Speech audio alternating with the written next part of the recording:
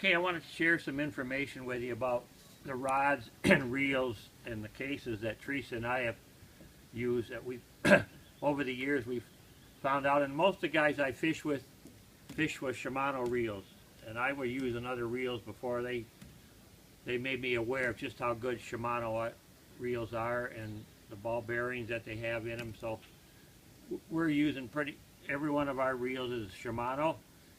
This is a Spyrex 2500. It's good for 6 pound to 8 pound test line on it. And what we like about them, some of the features, that has a trigger right here. It comes around, it always stops at the top. You grab your line on that trigger and you pull, and then you're ready to cast. When you cast, it closes the bail, and then when you back it, the trigger is always right there. And your drag is here on the back. I've heard the newer ones don't have the rear drag now.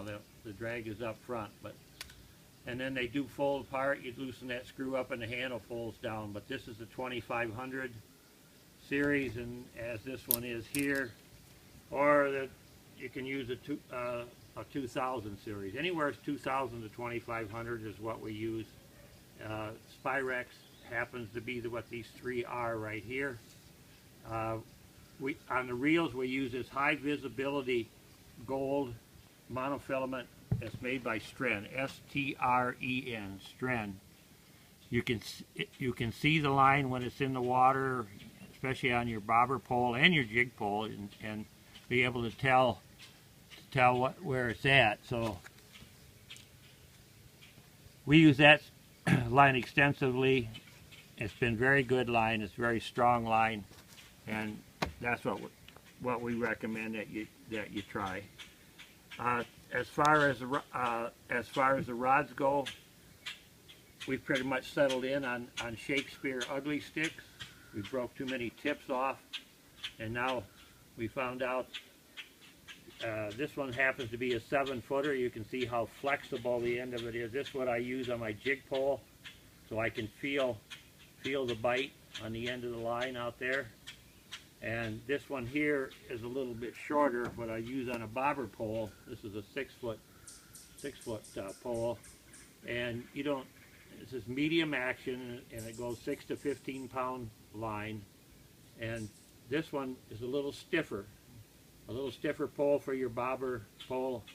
When that bobber goes down, you want to be able to set the hook, and you can use a little stiffer pole. Now, one thing about these two, using these ugly sticks, they come apart, and it's then much easier than in a rod case, because some poles you use don't come apart, and you have to use these big long rod cases like this, which you can use if you got a pickup truck or something to carry them in to get them here. We can do it. We can put them on the trailer and get them up there.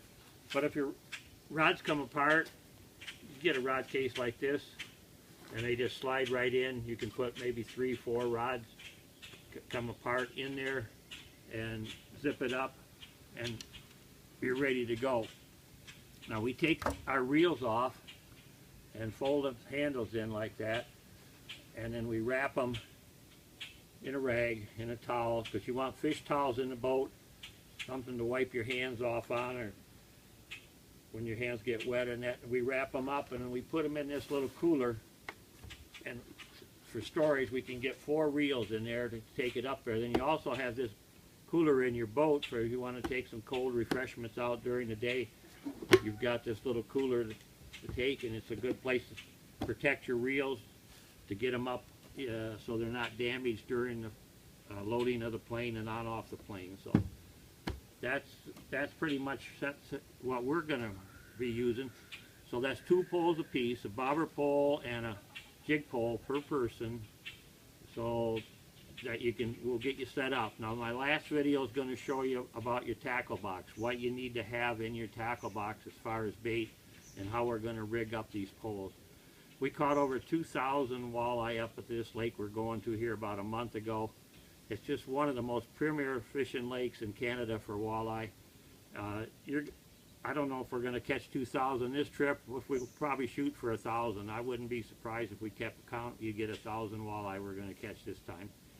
So it's going to be a lot of fun. I'm going to show you how to fish with jig poles and how to fish with the bobber poles. We don't do any trolling. All we do is anchor the boat in 10 to 20 foot of water, and we cast up by shore or directly down underneath the boat with jigs.